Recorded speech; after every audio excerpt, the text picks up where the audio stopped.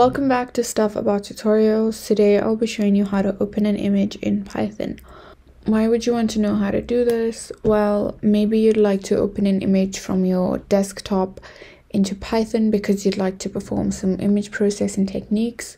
So I'll be showing you how to open an image in Python today. Check out the video description as I'll try and leave written instructions there.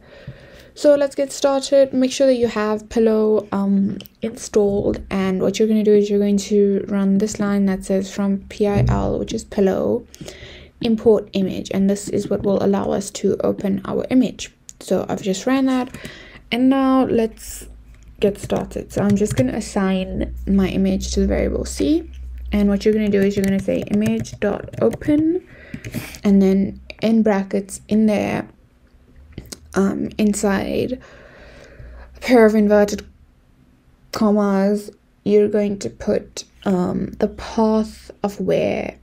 So I've just pasted the path of where to find my image. So basically you just need the path name of where your image is stored in your computer, and that would be it, and that would open this image. And if I run that, you obviously can't see anything, but yeah. And now, just to be able to show you the image, what I'm going to do is I'm going to convert my image to grayscale. So you do that by saying .convert and then L.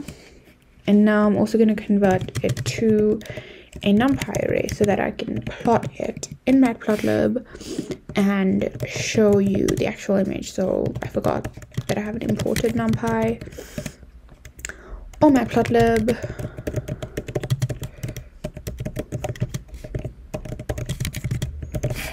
Great, so I'm just going to run that,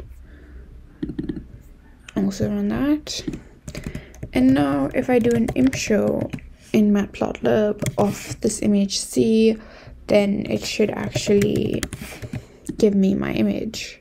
So let's see. Great, there we go. As you can see, I get my image.